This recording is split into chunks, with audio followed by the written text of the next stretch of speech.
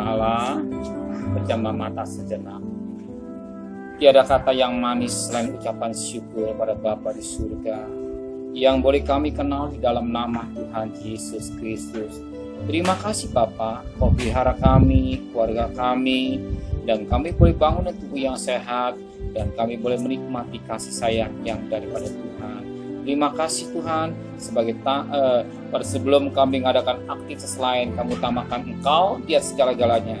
Adakan mesbah keluarga, mesbah pribadi, kami boleh naikkan pujian penyembahan, kami naikkan doa syafaat, dan kami juga rindu untuk mendengarkan renungan firman-Mu. Roh Kudus, urapi hamba-Mu, Roh Kudus, urapi kami yang mendengarkannya, dan lembutkan hati kami sehingga firman-Mu menjadi berkat, jawaban, kekuatan, penghiburan dalam hidup kami. Haleluya. Amin. Shalom. Pagi. Mari sama-sama kita akan membuka firman Tuhan Matius pasal yang ketiga. Matius pasal 3 ayat pertama sampai ayat 17. Matius pasal 3 ayat pertama sampai 17. Yohanes Pembaptis. Pada waktu tampillah Yohanes Pembaptis di padang gurun Yudea dan memberitakan, bertobatlah sebab kerajaan surga sudah dekat. Sesungguhnya dialah yang dimaksud Nabi Yesaya ketika ia berkata, ada suara orang yang berseru-seru di padang gurun, persiapkanlah jalan untuk Tuhan, luruskan jalan baginya. Yohanes memakai jubah bulu unta dan ikat pinggang kulit, dan makanannya belalang dan madu unta. Maka datanglah kepadanya penduduk dari Yerusalem, dari Yudea dan seluruh daerah sekitar Yordan. Lalu sambil mengaku dosanya mereka dibaptis oleh Yohanes di sungai Yordan. Pada waktu ia melihat banyak orang Farisi dan orang Saduki datang untuk dibaptis, berkata ia kepada mereka, hei kamu keturunan ular budak, siapakah yang mengatakan kepada kamu bahwa kamu dapat melarikan diri dari muka yang akan datang? Jadi hasilkanlah buah yang sesuai dengan pertobatan, dan janganlah mengira bahwa kamu dapat berkata dalam hatimu, Abrahamlah bapa kami. Karena aku berkata kepadamu, Allah dapat menjadikan anak-anaknya bagi Abraham dari batu-batu ini. Kapak sudah sedia pada akar pohon, dan setiap pohon yang tidak menghasilkan buah yang baik pasti ditebang dan dibuang ke dalam api. Aku membaptis kamu dengan air sebagai tanda pertobatan, tapi ia yang datang kemudian daripadaku lebih berkuasa daripadaku, dan aku tidak layak melepaskan kasutnya. Ia akan membaptis kamu dengan Roh Kudus dan dengan api. Alat penampi sudah di tangannya. Ia akan membersihkan tempat pengerikannya dan mengumpulkan gandumnya ke dalam lumbung. Tapi gebuk jerami akan dibakarnya dalam api yang tidak terpadamkan. Maka datanglah Yesus dari Galilea ke Yordan kepada Yohanes untuk dibaptis olehnya. Tapi Yohanes mencegah dia, katanya, akulah yang perlu dibaptis olehmu, dan engkau yang datang kepadaku. Lalu Yesus menjawab, katanya, biarlah hal itu terjadi karena demikianlah sepatutnya kita mengenapi seluruh kehendak Allah. Dan Yohanes menurutinya. Sesudah baptis, Yesus segera keluar dari air dan pada waktu juga bangkit, langit terbuka. Dia melihat Roh Allah seperti burung merpati turun ke atasnya. Lalu terdengarlah suara dari surga mengatakan, inilah anakku yang kukasihi, kepadanya aku berkenan. Firman Tuhan mengingatkan kita pada pagi hari ini. Firman Allah berkata, betapa penting kita menghasilkan buah.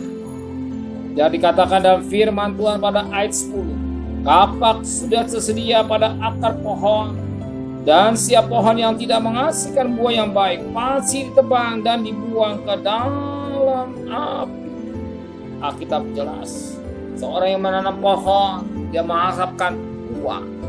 Sebagaimana petani, pekebun juga merindukan ketika ia menanam, dia siram dan dirawat dengan baik, tetapi dia juga mengharapkan apa dikatakan buah. Apa yang dikatakan buah dari hasil pekerjaannya. Demikian juga dari hidup kita bekerja capek, silakan. Tapi juga kita menghasilkan buah atau berkat yang kita dapat melalui buah tangan kita atau hasil dari keringat kita ini. Demikian juga Tuhan juga ingin dapatkan sesuatu. Itulah buah. Bukan firman Tuhan. Buah apa yang maksud dengan ini? Bukan buah secara mata yang kita lihat setahunan, tapi buah-buah ini buah-buah pertobatan. Buah-buah pertobatan harus nyata dalam kehidupan manusia. Buah-buah pertobatan harus nyata. Kalau Yesus sudah memelihara kita, Dia melindungi kita, Dia memberkati kita makan minum, tapi juga Dia mengharapkan sesuatu yang berkat. Itulah dikatakan pertobatan. Betapa penting pertobatan. Kalau tanpa pertobatan, firman Allah berkata, kapak sudah sedia ada akar pohon, dan sudah tidak menghasilkan buah yang baik, pasti tebang ke dalam api. Namanya ya, ke dalam api. Apa disebut api? Ini tidak lain pada api neraka. Ya, sesuatu tidak asing ke apa? Sebab upah dosa dan neraka. Ya, upah dosa neraka tidak bisa lepas, sebab Tuhan membutuhkan satu pertobatan yang benar. Tuhan begitu membutuhkan pertobatan, maka Yohanes Pembaptis begitu keras. Ya, dia berkeras berkata, dikatakan pada ayat yang ke-7. Tapi waktu ia melihat banyak orang Farisi dan orang Saduki datang untuk dibaptis, berkata Yohanes kepada mereka, "Hei kamu keturunan ular budak, siapa yang mengatakan apa kamu dapat melarikan diri dari murka yang akan datang? Jadi hasilkan buah yang sesuai dengan pertobatan." Lihat, Yohanes Pembaptis menegur orang Farisi, orang Saduki. Maka Tuhan begitu keras. Ya, Yohanes begitu tandes. Demikian juga kita yang sudah diselamatkan, Tuhan juga membutuhkan daripada buah-buah hidup kita, buah-buah pertobatan kita ini, sehingga kita layak. Kalau kita tidak mau bertobat, firman Allah berkata, upah dosa dan neraka. Tapi karena kasih karunia Allah, kita boleh ada sebagaimana ada, dan kasih karunia Allah yang Tuhan berikan jangan kita sia-siakan dan kita remehkan. Kita gunakan dengan baik hidup yang Tuhan berikan kepada kita ini. Pagi-pagi kita cari Tuhan dan kita cari nafkah. Kita percaya kita hidup dalam kekudusan, Tuhan pasti mencukupi segala kebutuhan saudara. Amin. Benar Bapa di surga. Oh, betapa penting kami hidup ini menghasilkan buah-buah yang menyenangkan Tuhan, bukan buah-buah yang pahit, apalagi tidak menghasilkan buah. Oh, kalau sesuatu pohon tidak menghasilkan buah, pohon itu juga pasti tebang. Sesuatu yang tidak berarti apa-apa, hidup yang tidak berarti apa, satu ketika akan ditebang dan dimasukkan dalam api neraka. Tapi kami anak-anakmu yang dikasihi, memperhatikan firman dengan baik, hidup dan kekudusan-Mu. Oh, sucikan hati dan pikiran dan perbuatan kami, supaya kami hidup boleh berkenan kepada Tuhan. Kembalikan kami pada besok pagi dalam tubuh yang sehat, dengan tidak kurang satu apapun juga. Berkati Bapak Presiden, Wakil Presiden, para menteri, para gubernur, para bupati, para wali kota, para camat, para lurah, para RW, para RT, para medis, para relawan, para TNI, para Polri, bahkan mereka-mereka yang bekerja garis depan, berikan hikmat yang daripada Tuhan, kesehatan yang prima Tuhan, pelihara keluarga-keluarga mereka semua istimewa.